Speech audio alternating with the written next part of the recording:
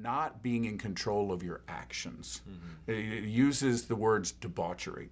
Do not be drunk on wine, which leads to debauchery. I will often half jokingly say, read it this way: do not be drunk on wine, which leads to stupid. But I'm only half joking.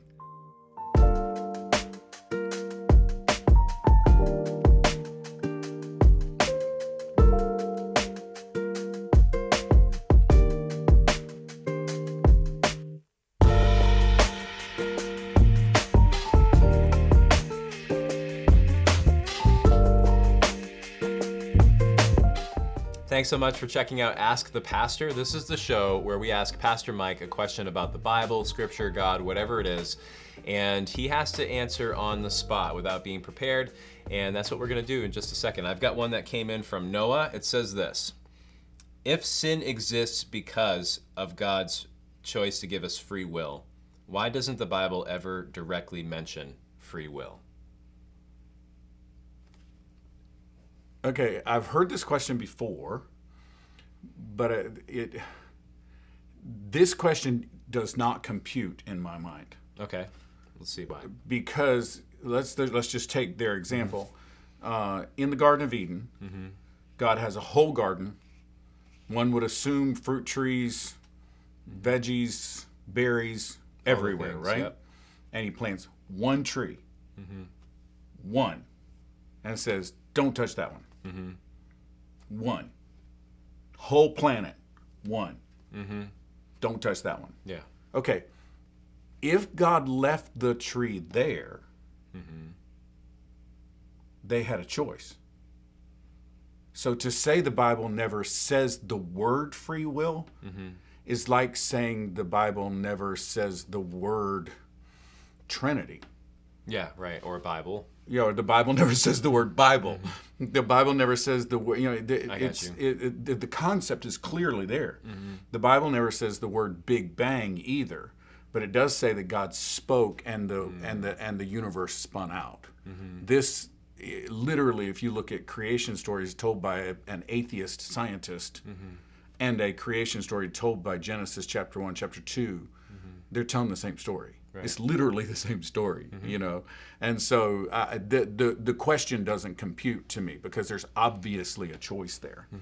I will give you one just for Noah's sake. I'll give you one spot where I'm not sure there was free will involved, and that was when God knocked Saul to the ground on the way to Damascus. Oh yeah. It says literally, go into town and someone will come tell you what you are going to do. And Nathan the prophet comes and tells Paul, tells Saul his name's going to change, and tells Saul what he's going to do with the rest of his life. I don't see a lot of free will there. Yeah. I'm just gonna be honest. So I don't think the question in the Garden of Eden computes. I think it does compute here. And to answer, because I don't know what Noah's getting at. Yeah, I think we need to fill in some gaps. It seems like there might be something else. To answer a question he didn't ask, but I'm gonna go there. Is does free will exist? Yeah. Or does God simply decide what's going to happen and put us on a train track? I think we can go there. Yeah, I in my mind, here's the way I'm going to ask you this. Dave. All right, go ahead. You have children. Yep. Okay, you have 3 kids. And so you have 4 kids. And so are there times that you give them free will? Choose whatever you want. Yep. Are there times when you give them no free will? You declare. You sovereignly declare, this is what we're going to do. Yeah, this is what we're doing. Okay. Yep. Why would God be less complex than you? Okay. God is going to be more complex than you. So, having said that, I think for the most part, just like with you, when your kids are younger, there's very little free will. You tell them what they're going to eat, you tell them when they're going to eat, you tell them when they're going to go to bed. There's very little free will when they're younger. As they get older, and your kids are teenagers now, then there's more and more. There's increasing levels of free will. Same way I think with God. I think God gives us mostly free will, but I think there are some places where God just says, "No, you're going to do this right now." I love the analogy, and I've used it my whole career, of a river. Okay. A river, if I draw the outer banks of a river, there are places where the river's super wide. and the water moves slowly, Right. and it's and you can, if this river represents God's will for your life, anything inside those broad banks right here on the Potomac is 2 miles wide, where we go across to go to Virginia. Yeah. It's 2 miles. If you're anywhere in that 2 miles, you're in His will. That's a lot of free will, But there are also places in a river where it gets super narrow. There's not a lot of free will there. And by the way, those places move fast and rough. So for instance, for me, I think that a place of, I actually got a call about going into ministry somewhere. And as Tina and I prayed about it, we really thought this is one of the wide places. We choose anything we want here, and God will bless it. So we made logical choices and made a decision. Happy with the decision. Go back to another one. Going into ministry, being a pastor. That was a real narrow place in the water. I'm not sure I had a lot of free will in that. I could have chosen something else, but I'm certain I would have been miserable. So I would have had to get out of the river to choose something else. That's good. You see what I'm saying? Marriage. When I married Tina, that was a real narrow place in the river. Where she and I lived after that got to be a wider place. How many kids we were going to have got to be a wider place. What we were going to name our kids, it's a wider place. Yeah. You see, so I think that free will is clearly shown in the Bible, and in the story in Genesis. I don't know how you read it without seeing free will in that story. But then the story with Saul in the New Testament. I'm not sure how you read the Road to Damascus story and argue Paul had a choice. So I think God is not a Calvinist or an Arminian, and if you don't understand what those two words mean, don't worry about it. I think that's what this question's getting I don't think at God is a Calvinist or an Arminian. I think God is God. Yeah, no, you'll have to write back and let us know what you were going after. But it seems like he's trying to figure out this whole free will debate. Right. And that's a really good analogy to kind of help us understand that God, like a father, and us like His children, gives us varying degrees depending on our maturity stage of life, where we're at, and that seems to make sense. So it's not as simple as just being like God's given us free will, or God's absolutely sovereign, and there's not an atom in the universe that's outside of His control. Kind of statements that I've heard in the past. By the way, free will, and this is a longer conversation, so again, Noah might have to ask another question. In my mind, and to my thinking, free will requires a far more sovereign God than fixed. What's the word I'm looking for? Predestination.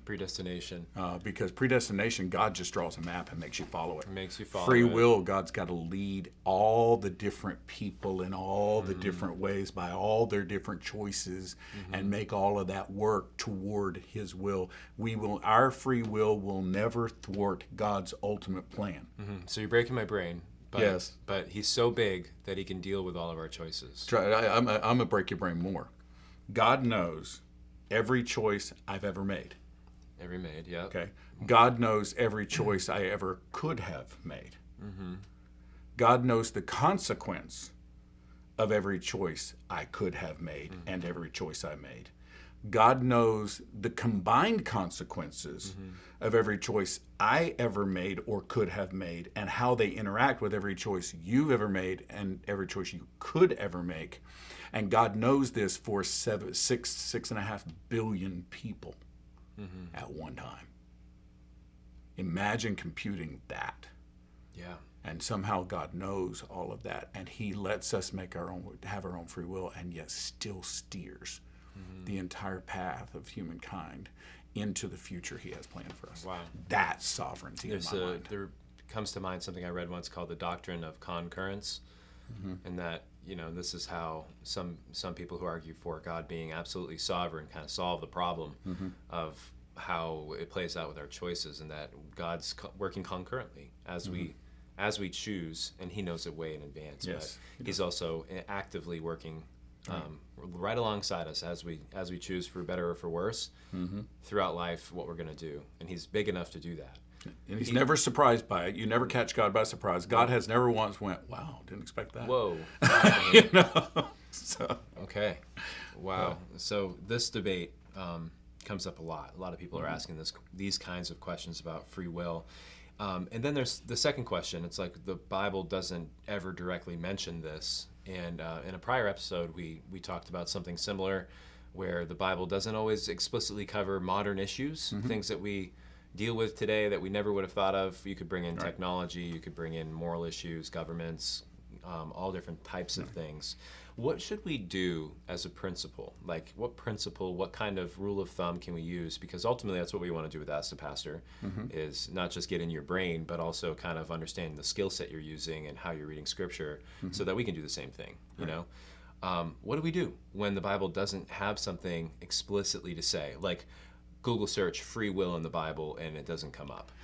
What then are we trying to do? What's the principle? I think you're looking for the overarching imagery. Maybe that's more trouble than it's worth, but I'll go there. The Bible never says that abortion is wrong. It's a good example. That one comes up. I'm sure people are asking that question right now. Because the way we have it, the way it's practiced today, would not have been there. Yeah. And so, but what the Bible does do is it celebrates children. It celebrates life. It constantly is moving in that direction. Good, yeah. The Bible does not celebrate death or the end of a child. The Bible celebrates pregnancy when it occurs. Every time it's mentioned in the Bible, it's celebrated. The Bible does not celebrate the loss of a child. The Bible shows that as a negative. Yeah, children are always talked about as a blessing from the Lord. The Bible clearly tells us in Psalms, the psalmist clearly tells us that he wove us together in our mother's womb. You know, it's all, the Bible shows us in the Gospels, says that when Mary, the mother of Jesus, is pregnant with Jesus and shows up and meets Elizabeth, the mother of John the Baptist, that John the Baptist jumps in his mother's womb. This is pre-birth, and this baby's worshiping Jesus before it's born. Yeah. You know, these Womb two are dancing. interacting somehow. It's spiritual, crazy. I know, but they're interacting before birth. It's pretty weird. And so, you know, when you see that overarchingly in Scripture, you can now say, you know, this is really wrong. And again, back to grace.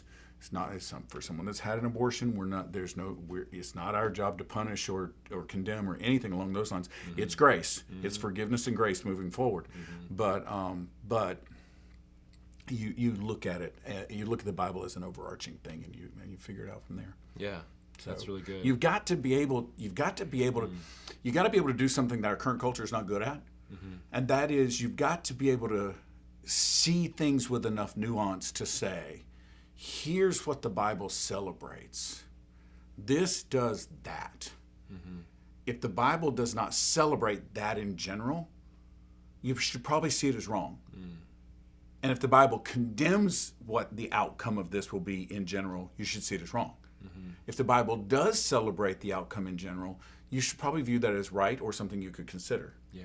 My mom used to tell me when I was a kid, I would say, well, is this word bad?